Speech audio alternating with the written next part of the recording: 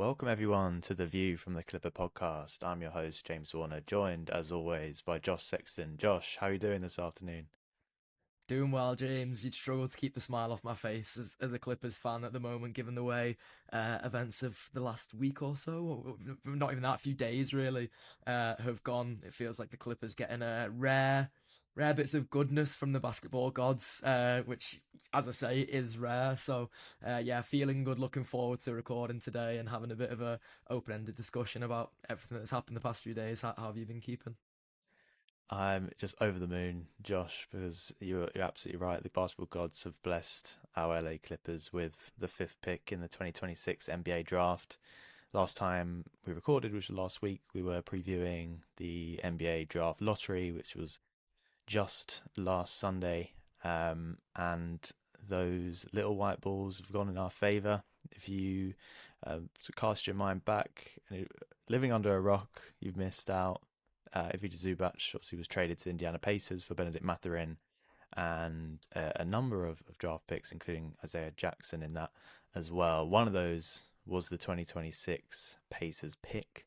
It was protected 1 through 4. Clippers had essentially a coin toss at getting that fifth pick, and lo and behold, the white paper with the Clippers' brand new logo as of last couple of seasons was presented, and yeah, I was absolutely over the moon. And I just couldn't believe that the Clippers could get this kind of stroke of luck. It's something I would probably consider as one of the biggest moments in the franchise history in at least like recent years. It's really franchise altering for the Clippers, who, as everyone knows, have been put themselves more than anything in a precarious position with obviously the number of trades and going all in the Kawhi Leonard era. This really gives them a chance to transition out of that era and not have to do what, if you looked at Brooklyn on NBA lottery night, and sort of their misfortunes and their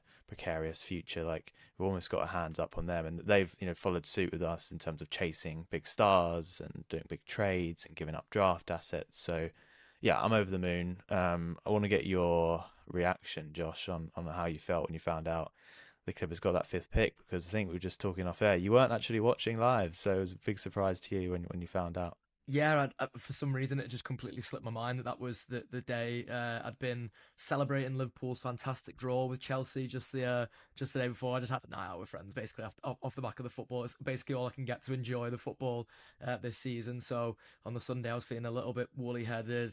Was playing Xbox with a couple of friends, and then lo and behold, a message from James Warner pops up. And generally, me and James, we either talk Clippers or we talk shop, really. So I was like, oh God, like, even then nothing really came to my hungover brain. And that was when I realised, because James was celebrating that the NBA draft lottery had, of course, happened at the Clippers. Must have got the fifth pick, judging by James's joy, really, and went to Twitter to find out that definitely was the case. And yeah, as we both acknowledged, like, well, I'm not necessarily someone who sort of leans into the idea that the Clippers are like cursed or anything along those lines. I think the Clippers have been dealt, a couple of bad hands down the years, but the Clippers have also made a couple of bad decisions, and that's led to, elements of bad luck and things, and hanging their hat on the wrong kind of, players and, even stars down the years. Not that I necessarily disagree with either the Paul George trade or the Kawhi Leonard trades at the time, but that's a discussion which I'm sure we've done before, so we won't go back over old ground there. But it feels funny, really, that on this day, it was the OKC Thunder who stayed firmly in their position. The Clippers jumped up. Obviously, that Clippers pick was going to the Thunder. They stayed in 12th. The Clippers pick jumped up as a result of the Pacers pick falling to 5. And that just felt like, a sort of sweet release, really, from, all the Shea discourse, all the Thunder discourse that the Clippers are constantly involved in for that Paul George trade when the Clippers acquired Kawhi Leonard alongside him. So it was hard not to sort of think about times like that, and yeah, almost do the LeBron James covering the eyes. I used to pray for times like this, when you were kind of praying that the Clippers curse, or whatever you wanted to call it, would end. And yeah, like, me and you are obviously gonna discuss the prospects that are on the board around that sort of pick thing, because that's naturally where your mind goes to next. Is, well, now that we've been given this good fortune, do we keep it? Is it one of those prospects that we like the most for the Clippers? Do we use it as something to, trade away? It's something I'm kind of less interested in, but as I say, we can get into the the particulars of that, because as my mind started to race off in all these different directions, I was like, actually, in fact, let's pull it back for a second and let me just enjoy this moment of basically just seeing a leaderboard where the Clippers, if you wanted to call it a leaderboard, but a leaderboard where the Clippers were ahead of the OKC Thunder. I don't know about you, James. Oh my God, yeah, that was the first thing that I looked to in terms of the NBA lottery is like, what is our pick going to turn to for OKC? And as soon as I saw it was 12, yeah, I was just ready to watch the rest and just watch the rest of the cards unfold. And I think the minute that I started to see teams jumping into that top four, so I think firstly you had Atlanta, or I think it was maybe no, sorry, it was the Bulls and the Grizzlies jumping up. And as soon as I realized, I was like, okay, the two of those top four teams are not going to be in there anymore. And clearly, obviously, that was Brooklyn and Indiana in the end. I think when it got to the fifth, it was pretty much it was going to be Indiana, Utah, or Washington who weren't going to be in that top four. So yeah, just absolutely ecstatic when I saw that the Clippers had got number five. And like I mentioned, it opens up all kinds of opportunities. I don't know about you, Josh, but I haven't really been paying much attention to the college prospects. If I'm honest, I haven't watched a whole lot of college basketball and put my hands up, didn't watch any of March Madness. I know, sue me, that was, yeah, a decision. I think knowing that we might have had the fifth pick, I didn't want to jinx anything and be like, okay, let me start researching into the kind of people we could be getting, because I didn't want to be disappointed. You know, the time comes around, Pacers get the top four pick. And now spending a bit of time, I'm excited. I'm researching. I know quite a bit. I think about at least the top seven, or the top seven in like the consensus mocks, and I'm learning. I wouldn't say I know exactly who the Clippers should get, but I think I broadly know how it should go in terms of draft day. But as we all know, like anything can happen. So I've been reading a lot into some of the college prospects. It definitely seems like a top four, and then it's maybe like it could be 5 to 10 other prospects after that. Anybody could go fifth, sixth, seventh. That top four seems quite solid to me. If you aren't aware of who is in that top four, so I think the consensus typically is that AJ DeBanza is probably regarded as the number one prospect, but even then, like I'm hearing like some doubts. Could he go second? Could he go first? But I think that's one. Would be very surprised if he slips down to the Clippers. Darren Peterson, who's a guard, 6'6" guard, could also be considered a number one overall pick, but didn't play a whole lot of college basketball last year, as far as I'm aware. I think he had some injury issues, so again, could be like think back to recent drafts like Markel Fultz situation, where although it was pretty regarded as like number one pick, maybe people are going to be a little bit scared to, just due to availability, maybe they'll go with someone who's a bit more available. I could see him maybe slipping, but definitely not down to five. And then I think you get to guys where they are genuine prospects and have had brilliant seasons in college, but there are definitely questions around their scalability to the NBA and like what does that mean? And that's Cameron Boozer and Caleb Wilson. I think those are two prospects that I hope the Clippers have the choice of picking from. It'll probably be one or the other, if any. And to be honest, I would not be surprised if all four are off the table before it goes to five. And yeah, I think it's really clear why the Pacers protected that pick 1 to 4, because they obviously were aware of like the prospects coming into this draft, and how like there was very clearly a top four. I think after that it's just a absolute flurry of guards, which is interesting for the Clippers given the situation they're in with Darius Garland. Not many of them are particularly tall or athletic. A lot of them are very kind of similar play styles to Darius Garland, I will say, and we can get into some of those. But I just wanted to check with you, Josh. Have you had any thoughts on where the Clippers should go with this number five pick? This is obviously assuming that they pick a five and don't trade. We can talk about some of those scenarios in a little bit, but obviously the first thought in my mind when we got number five is that, okay, let me learn about these prospects. So yeah, tell me, Josh, what do you know about who might be available for the Clippers?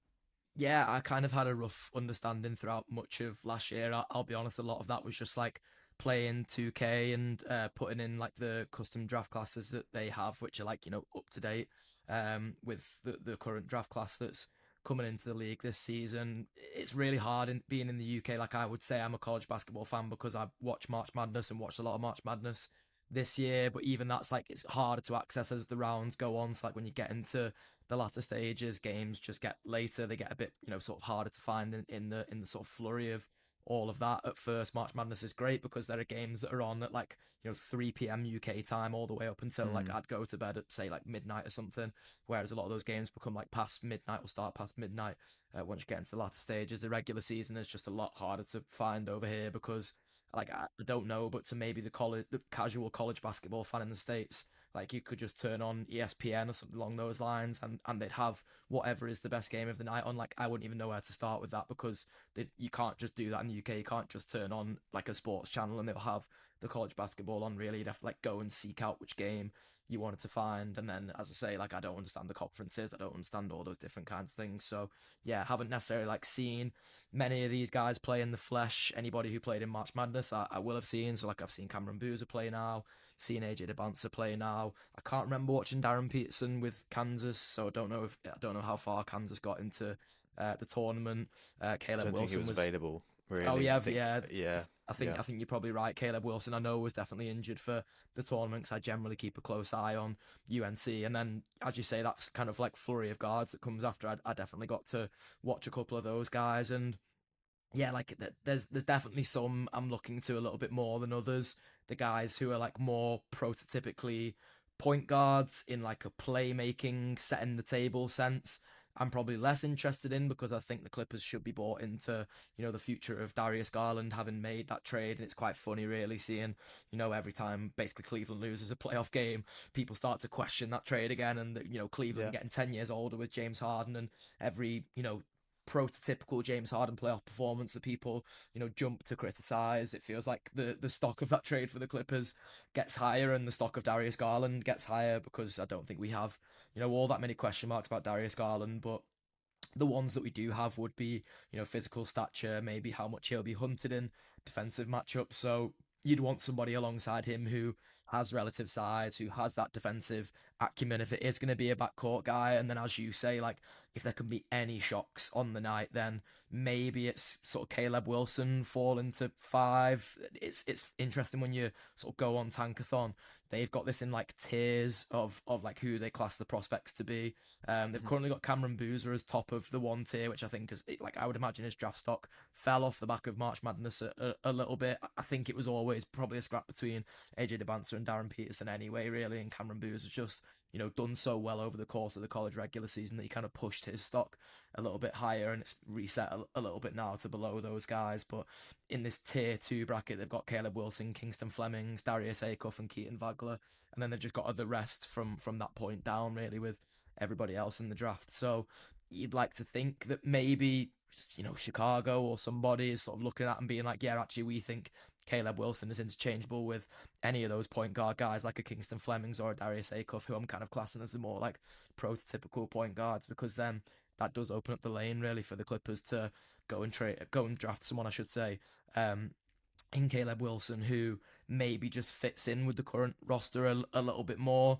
Um, yeah, like maybe we can, talk, as I say, a little bit more direct about, who it means misses out in rotations and things like that. But that's definitely where my sort of thinking is when I look at the prospects, James. I don't know about you, where like there are a few other guys who I'm like, oh yeah, I could see that, but it feels like you have to kind of do almost like a little bit of mental gymnastics to make it work, and maybe even start thinking about like Kawhi trades and things like that. I mean, you could make an argument that even if you draft Caleb Wilson, you might have to start thinking about Kawhi trades, and maybe you should have to think about Kawhi trades in general to sort of get on the younger timeline. But Yeah, yeah, like there's definitely it's definitely like looking at the board gives me a lot of like food for thought, I'd say. yeah. I think the Clippers are in a what I would consider a difficult position, but it's within good context. I think like it's a difficult position, but like they've got the fifth pick in the draft, and they had really no right to get it, and everybody's now saying how much of a steal that was. I think a lot of people are actually underrating Ivica Zubac as a side note. I think he's going to For be sure, brilliant yeah. for the Pacers next year, and I actually think people will forget about it over time. But obviously, just because it landed with the Clippers, it's just given them a little bit of a lifeline to sort of fast track that recovery. And it's just going to be really interesting to see where the Clippers go, because obviously they are now in a position where they're coming to the end of this the OKC package. I think next year is the last of that.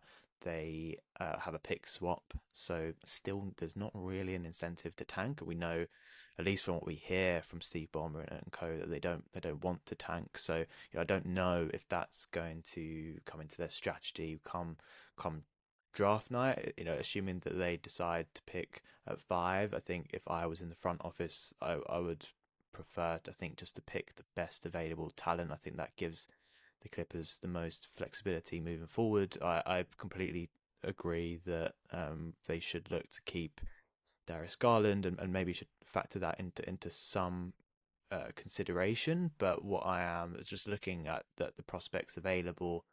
I think the Clippers just need to try and maximize this as best they can. I think ideally anybody out of that top 4 that you've mentioned, if they fall to 5, that's for me is an instant selection over Yeah. anybody else in the draft. And I really hope that's Cameron Boozer. I think it's really interesting that you've mentioned Tankathon. I've got him at number 1, because if you look at all different mock drafts, it's really like it just seems at this point it's just personal preference who's got who.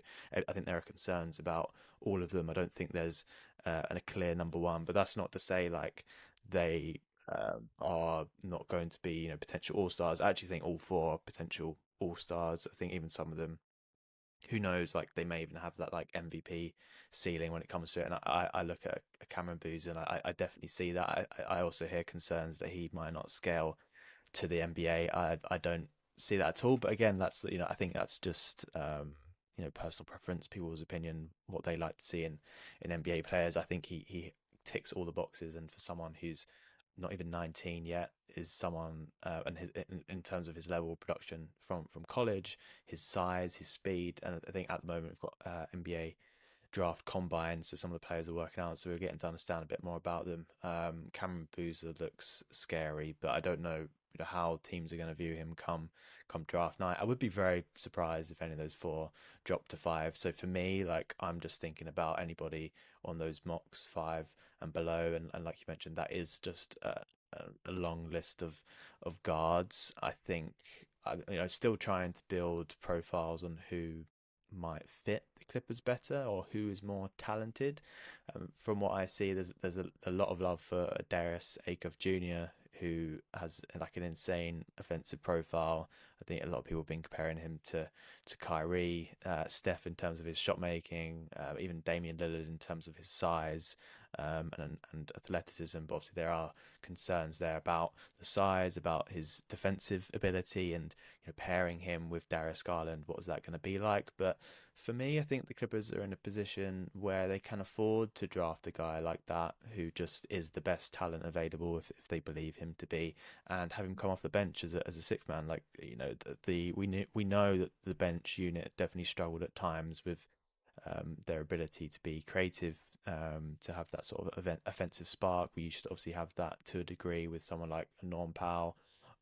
Benedict Mathurin has obviously been coming off the bench and can provide that. But in terms of like a secondary playmaker, it doesn't necessarily have to play alongside Darius Garland. And I think that's what I've kind of moved away from, because I personally don't feel so wedded to Darius Garland. I'm not saying let's just go up and trade him next season, but I don't know how the Clippers view him. They may view him as a long-term piece, but for me, Darius Garland is not a number 1 option, and I think for me there are doubts whether he could be a secondary option. Obviously, I don't think we've seen enough of him, but I think the Clippers really do need to find that first option. I don't know if that's going to be within the free agency market, whether that's going to be in the draft eventually, but I think they just take whoever they think is the highest talent, and sort of disregard any fit, because this roster has already changed so much in the next year. Who's to say like it's not going to change even more so? That obviously there have been injury doubts about Darius Garland. I don't think they're um, significant, but I don't think they really have to worry about him, whether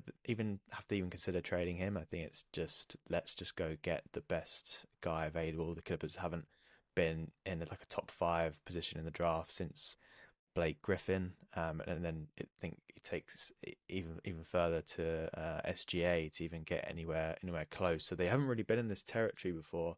That definitely makes me question whether they're going to hold on to this pick. I think all the noise that's coming from their social media admin suggests that they want to, but I'm not going to read into that too much, and we can definitely talk around some of those scenarios. But what are your thoughts on that, Josh? Because I know you're obviously a big fan of Darius Garland, and my only concern about drafting at five is that I think to me the guards with the most talent or the highest ceilings or the highest floors even are the more smaller guards, which is a bit unfortunate because we know Darius Garland obviously has has not really had a break in terms of being able to play with a guard who's a bit taller. And we know how he's spoken about Chris Dunn at times, and like just having that different kind of profile next to him. He's obviously he was drafted sort of alongside eventually playing with Colin Sexton, and then obviously over the recent seasons has played with Donovan Mitchell, and both are smaller guards. I think even like for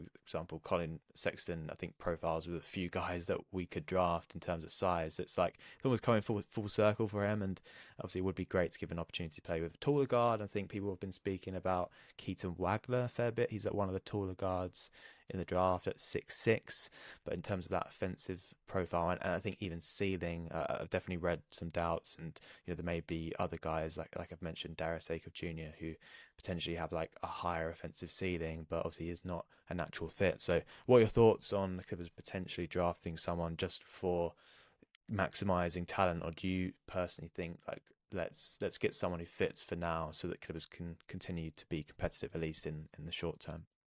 Yeah, I just think everything is like kind of on the table, really. I think why I'm probably not as quick to like think about, trading away Darius Garland necessarily is that, like, for one, I don't know how high the price would be really at the moment.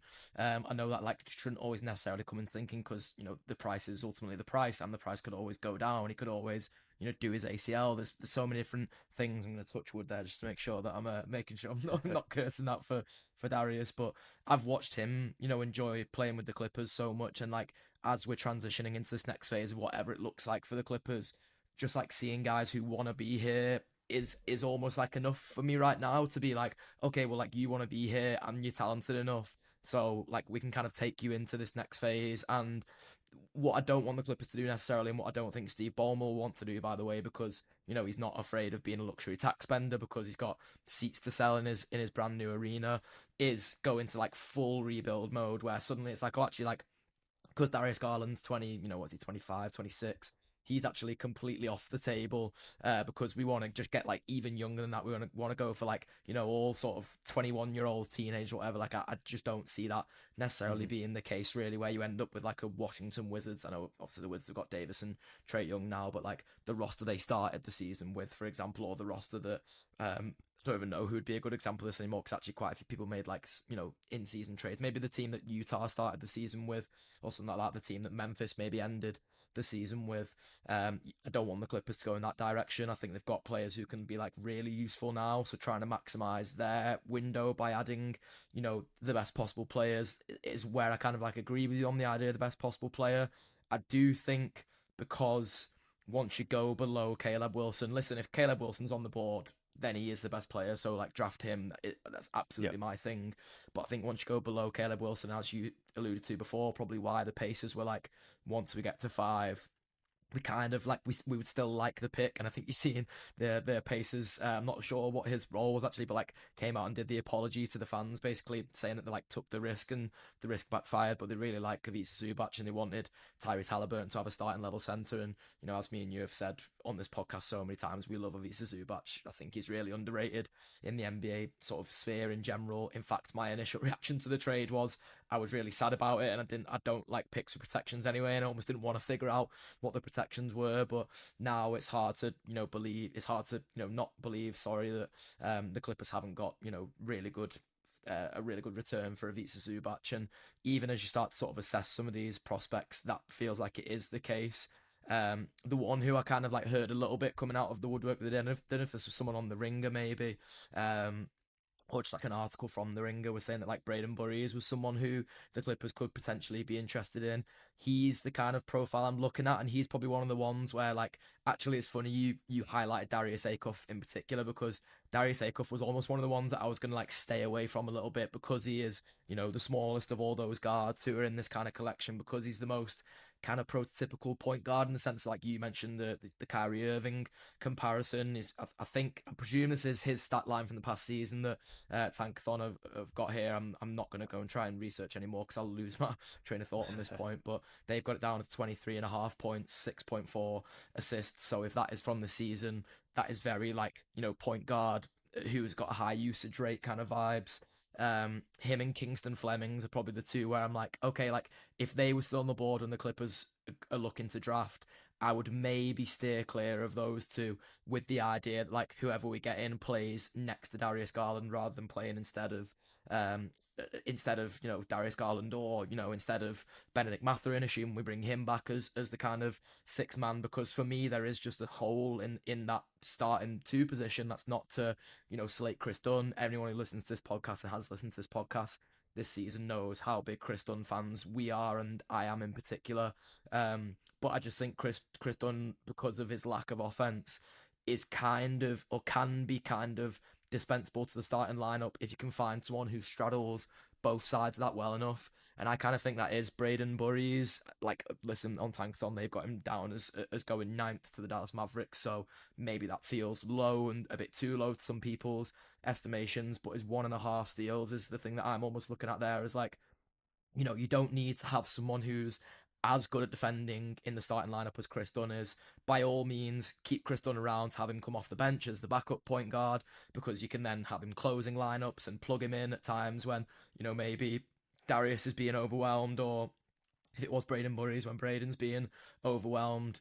Chris Dunn is so handy to have around as that, because he is, for me, the best point of attack defender in the NBA. I like the idea that like you could bring him and Benedict Mathurin, assuming we resign Mathurin, off the bench together. So it's kind of like, Mathurin gives you the scoring punch and Chris Dunn is like all, teeth of the defense basically. And then actually like Braden Burries has got, good enough defense and just about good enough size that he works at the two alongside Darius Garland. And, if you've still got Kawhi there at the three, then Kawhi is able to, work across there. Kobe Sanders brings size for his position. Jordan Miller's a little bit undersized for the three, but he can find his minutes between that and the two guard. And yeah, you can almost like start to, see how the roster kind of comes together from that point. As I say, Caleb Wilson is my ideal, really, assuming that you can just write off Yeah. basically the top three, which I would say you probably can at this stage. Caleb Wilson would be my ideal, because suddenly then like nothing really needs to change, and I like a lot of what the Clippers have besides maybe backup power forward behind John Collins. Caleb Wilson suddenly slots into that. I mean, when I say I like what we've got, I understand the need for a starting center, but you're not going to get that in this draft, because the No. highest center prospect is like uh, AD Mara maybe down in 18. They've got Chris Yeah. Sinak on Tankathon listed as a power forward center, but I'm not sure I'm having Chris Sinak as like a center prospect necessarily. So yeah, like if you are sort of looking at it from that point of view, Caleb Wilson is my ideal. Probably Braden Burries is the one who I'm attaching myself to next. Wouldn't say no to Keaton Vagler necessarily because of his size for his position. A little bit worried that he's a slightly worse defender than Braden Burries. Wouldn't say no to Nate Ament. I think it would maybe be a big jump for Nate Ament, but I think he would Yeah. work for the Clippers really. So yeah, I'd be interested to see like which of those, because I would only go for one of those three, and then four if you include Caleb Wilson. Really, I'd maybe, if I'm the Clippers, stay away from Darius Acuff or Kingston Flemings, but I know that kind of like almost flies a little bit in the face of what you're saying, Mm. James. How you just maybe draft the best prospect on the board at that stage. Yeah, I don't think there's many wrong answers, and I think if you just take a trip onto Clippers Twitter over the last few days, like there are just so many names being thrown around. Like I'm not gonna come on here and say that I'm a college expert and I know all these different players. Like I still need some time to profile them. Yeah, I think the Clippers have many different avenues that they can go down, and I think a lot of it does really center around Kawhi Leonard, which I find super interesting. I think it really all comes down to like what is your attitude, what is your strategy for this draft pick? Do you want to maximize the talent because you think you're not in a position to contend over the next couple of years? Are you the opposite of that? Do you think actually, like, I think we've got the bones of a contender. We also want to appease Kawhi. Let's just go grab someone who can help us right now, is going to fit in the team come October, and let us compete again. Um, and I don't really know where the Clippers are going to go, and I guess we'll quickly find out. I know there are obviously a lot of rumors around there being offers for Kawhi, and I definitely think the team need to sit with Kawhi and have that chat with him, and say what they think. Do they think they're in a position to contend? I know Lawrence Frank has said that they need to go from this position of being competitive to contending. I don't think personally, like, even if you pick someone who's going to fit in this roster, say you do even grab a Braden Burries or a Keaton Wagler, or even if you go down to like a Nate Men, and there are other like cool draft prospects like Yaxel Lendeborg, who I think is quite cool and could be an interesting fit on the Clippers. But as you've moved further down that draft, like, the upside drops. So I don't think necessarily any of those guys are really going to move the needle for the Clippers next year. We saw what this team looks like, and there are clearly some holes there, particularly at the 5 spot. It's really unfortunate that Yannick Koda is going to be out for a little while as well, because I think he could have been a shoe-in for that starting center. So I think the Clippers are still in this transition phase, and it just depends whether the front office recognise that and what their attitude to it is. And then obviously you've got, like I mentioned, all the different picks over the next few years. As I mentioned, there is a swap with the Thunder next year. Do you just accept, like, that it's, the Clippers may not be super competitive, just accept that that's, it's the last one, let's just get it done. We'll pick someone great this year who may not be a great fit, but next year we'll maybe go for someone who fits with the Clippers a bit better. You then own your pick. Sorry, actually, the pick in 2028 goes to Philly, so you don't have that either. At 2029, there's all sorts going on. You've got, I think, the Pacers pick coming in. What are the Pacers like? Then you've also got a pick swap with Philly, and then you don't really own your picks until 2030. So yeah, I'm really caught between two minds, and to be honest, I don't think there's like a bad way to go. I think it just depends like how the Clippers go about it. Do they hang on to Kawhi? Personally, I'm not. I'm kind of against grabbing guys who are mocked, even around like 10, like a Nate Amen, or even like you mentioned, Braden Burries. I would be against picking them at 5. I'd probably want to maybe trade back, because I think some of those teams might want to grab a Darius Acuff Jr. because his ceiling is so high, and it's clearly like a real offensive talent, and teams rate him, or a Kingston Flemings. If you're not high on those, maybe you do just trade back, and that's one strategy. And like I said, another one is, if you believe that a Darius Acuff Jr. has more chance of being an all-star than a Braden Burries, or maybe Braden Burries' ceiling is just a brilliant role player, which is extremely valuable for the Clippers, right? But if you want to maximize value, particularly over what is the next few years, where draft capital is going to be really hard to come by, you can really go either two ways. Do you blow out with Kawhi? Do you try and get a pick in this year's draft, maybe a pick in next year's draft, where you're doing a pick swap, or 2028, which allows you to maybe not be so competitive? Obviously, I think the Clippers' preference is like, let's just get back to contending as quick as possible. And unfortunately, and I hate this, there's obviously been some rumors around Giannis Antetokounmpo. The Bucks would obviously be super interested in picking up that number 5 pick. That is not something I want to see. For me, the Kawhi Leonard era, like, I'm done with it now. I think I've processed it. It's done. But I do understand the position that the Clippers are in. How do you get this team remaining competitive? We know this group right now can win basketball games because they continued to win after that trade. So what are your thoughts on the Clippers maybe not even picking at 5, and maybe using the pick either to trade down, or even trading Kawhi? Like, I'm really interested in all the different trade scenarios, and obviously we can talk through more as we sort of process this news more, and we see more rumors, or even if anything happens. But I'm interested to see, like, where else do you think the Clippers can go? Because obviously I don't think they are so locked into number 5, and I think there have been reports already that suggest they might be interested in moving down, or even completely off the pick.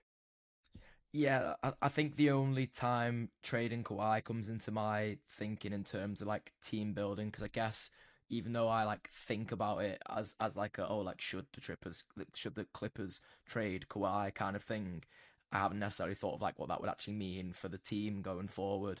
I would probably only do it if there was like a James Harden type deal on the table where it's a guy who's at like a, similar-ish level to Kawhi in terms of talent, but allows you to get like loads younger and still like fits within what you're trying to do with your roster.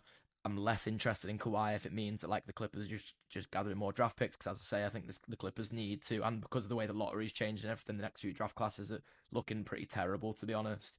The Clippers Yeah. should just look as if like there's a chance for us to like keep winning now, so let's like focus on doing that. Um, and so, yeah, the Kawhi trade thing feels to me like you go and get a player, or you try and trade your way up the board with it. Maybe like I don't know how interested like a Utah or a Washington would be in Kawhi. Like he doesn't necessarily fit, a lot of the guys on their rosters timelines. But then like Anthony Davis doesn't fit anyone else on the Washington Wizards timeline, for example. So maybe there is a world that you could find a way to do that. I don't know. It feels far fetched because think the prospects at the top of this draft are seen as so like franchise altering, basically. I think, as you say, the more likely scenario, maybe over like trading Kawhi on draft night or around that time, is that the Clippers trade down. There's part of that that kind of interests me. Like, it would be a shame, wouldn't it? Because we get so excited about this idea of Yeah. this pick, and I think this is where it's kind of like hard as a fan almost, is because like to us, surely if you've got the pick, you do just trade for the best guy, on the board, or the best guy that fits your team when you get to that point of, prospects that are all pretty close together. Um, but maybe there is a world in which the Clippers look at it and go, listen, like, we don't want another guard to add to this roster. We already like the guards we've got with, Mathurin and Chris Dunn and even Kobe and Jordan Miller, within that, and Darius Garland, obviously. So we're just going to go and make sure that we get the next best forward after that. And maybe that's like a Yaxel Lendenborg type player. Um, I'm definitely intrigued by Yaxel Lindenborg because, like, even though he's, like so old, basically, for a Hmm. guy being drafted, he kind of comes and slots straight into that, like, Mathurin, Darius Garland timeline, if you can class them two as on the same timeline. He ends up being, like, basically in between the ages of those two, I'm pretty sure. So that's even intriguing if the Clippers could, trade the fifth pick down to like wherever Yaxel they feel confident he would still be on the board, and get like a starting level center. Then I think it's ends up being like a fairly logical decision that the Clippers could make if I'm trying to sort of strip my own emotion out of it. Um, there's plenty of directions the Clippers could go with this, and like as I said before, and I kind of keep saying, I just think everything is on the table really, and anyone who at the moment is like, oh, like the Clippers definitely shouldn't do this, or the Clippers definitely won't do that. I honestly don't think that's the thing with this Clippers front office at the moment. I think, as I say, everything is on the table. I think the Clippers will be having open discussions the entire time, keeping an open mind the entire time. I'm sure they'll be having discussions now where that pick is in trade talks, where Kawhi is in trade talks. It doesn't necessarily mean that they are like shopping Kawhi or shopping that pick or whatever. I just think it's the Right. nature of NBA front offices is that will be happening. And then same on draft night, when they're looking at it on draft night. If Caleb Wilson doesn't fall, I'm sure the Clippers will be fielding calls for that pick, and they'll be double checking with those teams what is on the table if teams are sort of calling up. So yeah, I'll be really interested to see which way that goes. I think I'm broadly of the opinion that unless you're trading up, don't trade Kawhi for draft picks. And if you're trading down, make sure you're getting like a starting level center if you are going to trade down. Otherwise, like, I'd just keep the pick and I'd just trade for a guy who fits alongside Darius Garland, and kind of work the rest of the roster out once you get out of the. I don't actually know where the draft is this year. I was going to say once you get out of the city where the draft is, but yeah, it doesn't say it on this page The I'm on lottery right was in now. So Chicago, so I don't know if that yeah, has anything to do maybe. with it.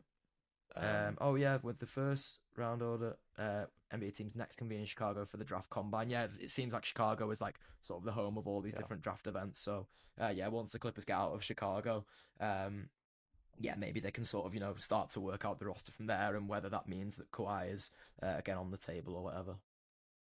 Yeah, and I think we've been speaking about this for just over a half hour, and I think we've just proven there are so many options on the table for the Clippers, which is a headache, but also is great for a franchise that at one point the future looked like a little dark or a little uncertain.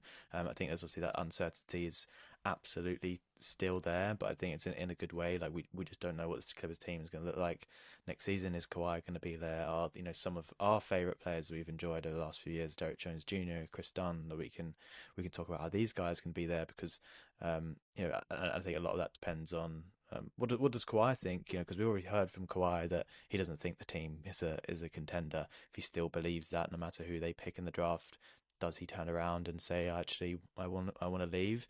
I would be a little bit surprised at that. He's always sort of spoke about his love for being in Southern California. He obviously won the title in the Raptors, but that didn't matter to him. He just wanted to get home.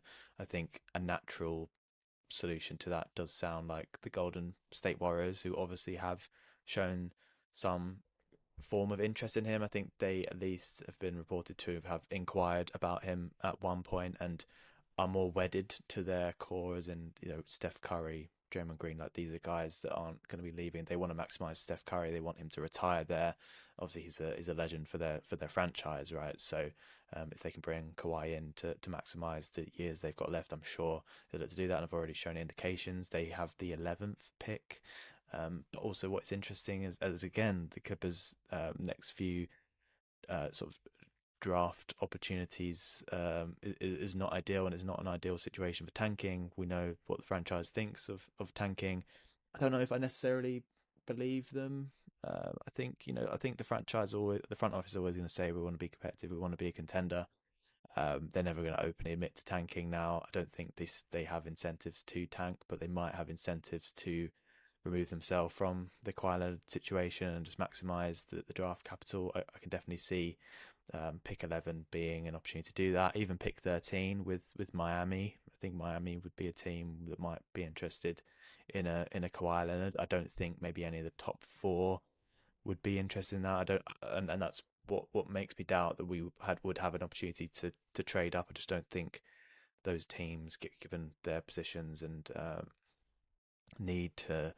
Obviously, they're all particularly young teams. Memphis going through a little bit of a transition period as well. Like the future of Ja Morant is uncertain. Does that mean they could take a Darius Acuff Jr.? I don't know. I would, yeah. I think I'm with you, particularly on Caleb Wilson. I would love him to drop to the Clippers. Just watching a few highlights of his reminds me a little bit of like a Blake Griffin, and his athleticism, his size, his mentality. Like I think he could be a brilliant fit for this Clipper roster, and I really hope he does drop, and that alleviates all the headaches we have. But the Clippers definitely are in an interesting situation. Don't really know which way they're going to go. We should probably find out more of those indications as the weeks go on. We're only, I think, just under 5 weeks away from the NBA draft, so it's coming up quickly. I'm sure we'll probably maybe record another podcast before then to dive into some of the prospects in a bit more detail. But there are definitely some opportunities out there for the Clippers, and I'm just so excited to see them pick in the top five again, because it's going to be really exciting. I've not been this excited for a draft night in a long time, and the thought of being able to just watch the Clippers pick within the first 20 minutes is brilliant, because usually we're having to wait all the way to the second round. The Clippers actually have 3 picks in this draft, which is interesting. They're also, believe, picking at 36 and also 52 as well. So opportunities to bring some more younger talent through.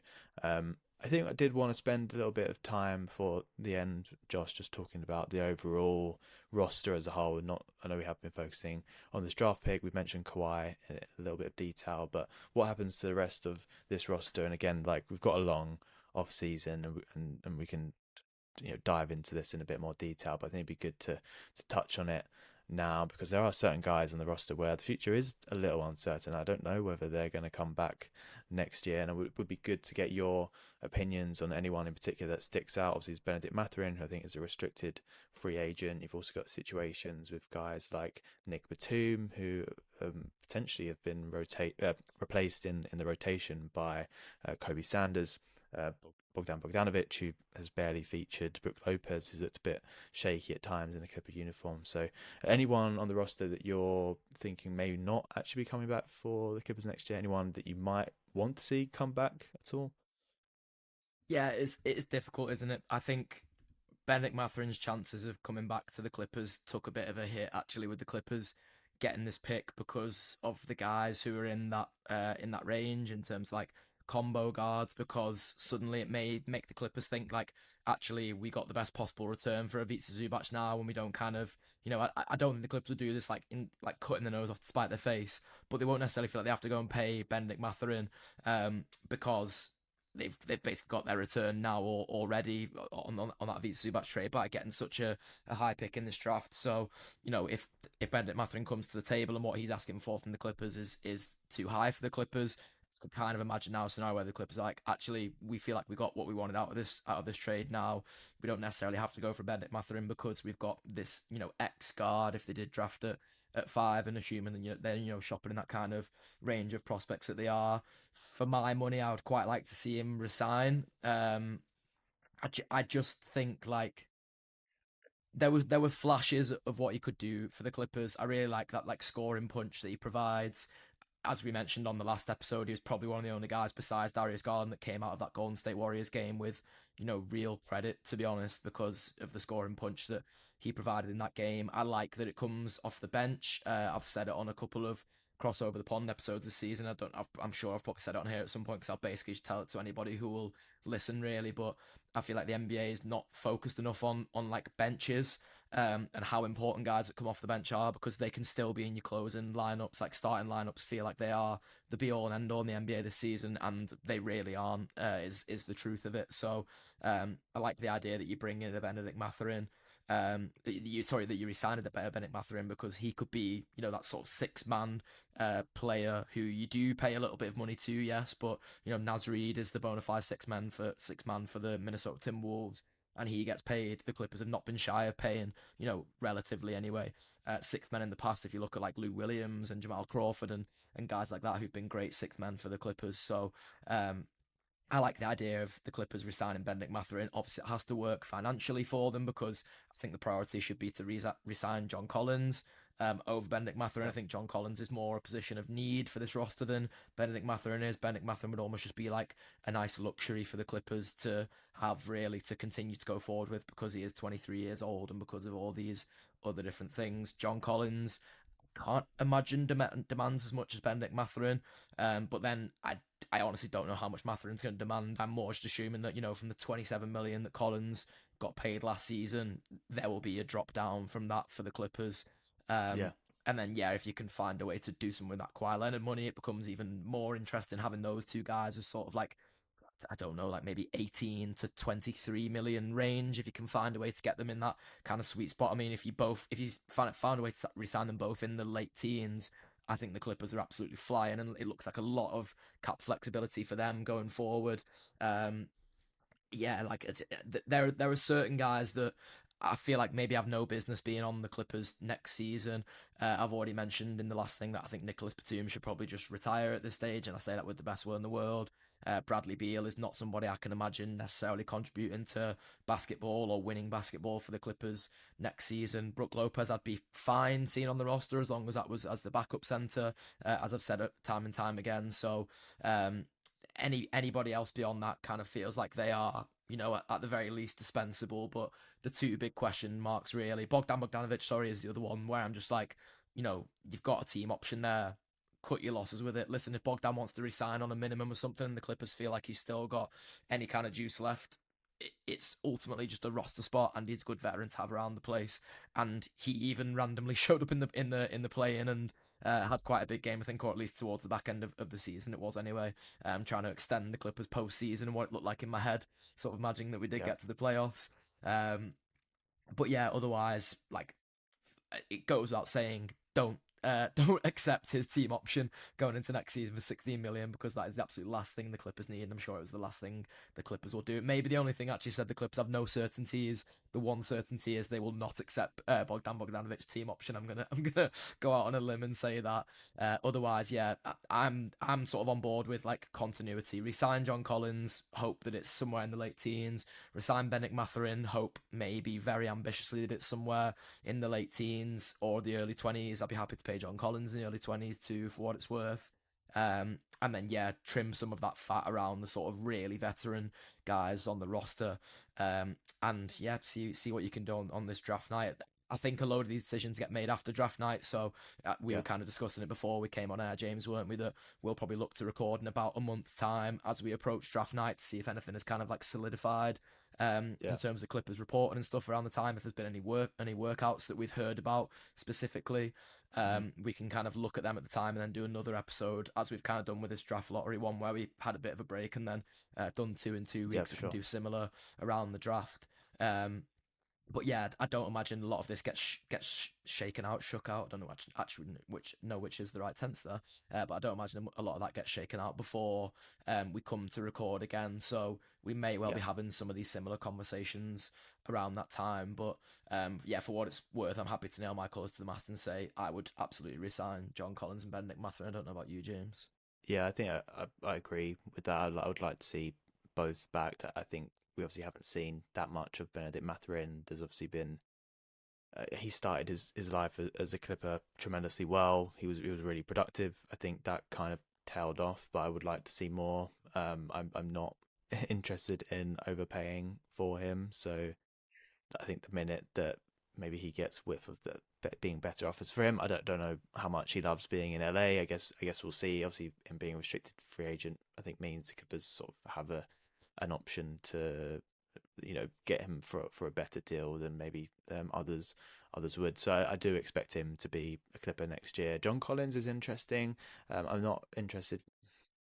I don't really want to pay him what he's getting at the moment. He is 28. I think the Clippers want to make that deal a bit more flexible. We've seen how they've treated guys like Norm Powell, even James Harden, Kawhi. Obviously, he is a lot younger than them, but I don't know how wedded they are to John Collins, and I don't really want to see them tying him down for a contract that goes beyond like another couple years. And I think the money would have to be good. I've been really pleased with John Collins, but do I think we could probably get his production for less than 26 million? But potentially, again, I probably need to like have a look at who the free agents are this year. Maybe that can be another discussion as we get further down the line. I think you're completely right, Josh. I don't think there are any decisions being made right now. And again, I think Kawhi Leonard is very much the centerpiece of all of this. I think the minute you trade Kawhi is the minute you then maybe start to look at certain people on the team in different lights. So that is obviously a big discussion that we'll be sure to talk about more. For me, the only like safe guys on the team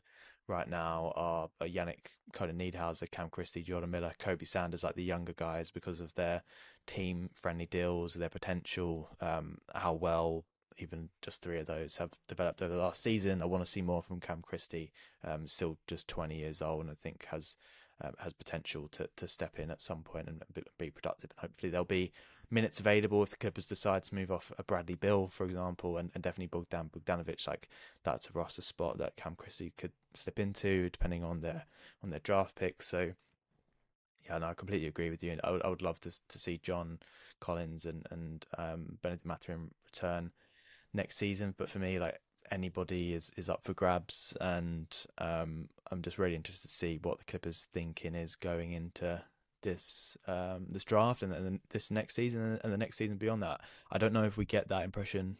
I think this draft pick is going to tell us a lot. The Clippers are quite closed mouth when it comes to keeping their strategy under wraps. Maybe there might be some rumors around certain guys they're looking at. Even if if they trade certain players beforehand, we'll know. But I don't know if we'll get the indications, and I'm very interested to hear the interviews with Lawrence Frank around like decisions they've made on draft night, because I think it will tell us a lot around where this team is going. If they do pick, like I mentioned, a guy like Darius Aikoff Jr., who I rate as probably the highest potential out of anyone, sort of below Caleb Wilson on the list, then yeah, if they pick him, that says one thing. If they pick someone who fits this team right now, that says another. So I think we're going to learn a lot about the future direction of the Clippers. But yeah, what a lifeline they've been given, and I'm really excited to see what direction they go in. Yeah, I think we'll definitely have to sit down and record one of these before draft night in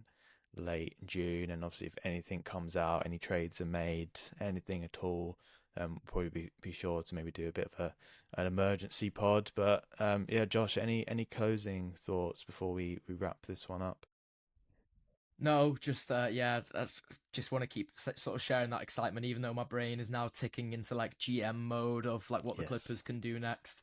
I don't want that to dilute any of the excitement that we've been feeling about getting this pick because it was a great day on Sunday to be a Los Angeles Clipper. Today remains a great day, and then as me and James have both alluded to, we'll be back next month to do some draft previewing and maybe as things sort of solidify a little bit for the Clippers, unless there's any breaking news in the Yeah. meantime. I mean, I dread to think what that would be because basically the only thing that comes to mind is some sort of aspiration dealings, but we'll deal in only positive aspirations, James, for now, rather than any negative aspirational talk on this thing. So I will quickly give the ball back to you, so you can shoot us out here. Yeah, no, I've completely forgotten about the whole aspiration saga, and Sorry. I wish to continue that way until it comes back round. Obviously, you're absolutely right. The investigations have not concluded. Personally, I don't think it should, or if it does impact this pick, then I think everybody has the right to be up in arms because obviously the team were not aware of the punishment before they made the Ivica Zubac trade. They'd be essentially robbing us of Ivica Zubac, which is completely wrong. So we still wait to hear what that is, and maybe we get that in the next few weeks. Maybe we don't at all. So yeah, let's wait and see. But really enjoyed this one, Josh. I think anyone listening, watching, can obviously tell our excitement. I hope all the Clipper fans are also equally as excited. Like I've been saying, there's just nothing but discussion on Clippers Twitter right now around who we should pick. There are like several dozens of names. I'm seeing dozens of different scenarios, and I think it's just a great position to be in. I think we need to enjoy the opportunity that we've been given. We can go many different directions. Trust in the front office. I know, like in the broader picture, they have not got great experience with drafting great players, but I'm willing to trust them to make the right decision this time. They did great in the last draft, so let's do it again. But we'll definitely speak before draft night. Thanks everyone for watching, listening, wherever you're receiving this. Josh, remind people where they can find your other work. I'm sure you're doing a bit of playoff coverage at the moment. There's been some exciting series so far. Yep, still covering the playoffs over on Crossover the Pond. Enjoying it really, as I say, as much as you can enjoy the Clippers not being in the playoffs. I guess I am. I would still well rather the Clippers were here at this stage, of course. But if it was only to get swept by the OKC Thunder, I might not necessarily enjoy those narratives either. And the Thunder seem to be just sweeping everyone in sight. So if you want more Clippers takes from me over the course of the next month, at jsexton24 across all socials, and otherwise, yeah, me and James will see you all before draft night. Absolutely. Thanks again, Josh. Go Clips, go.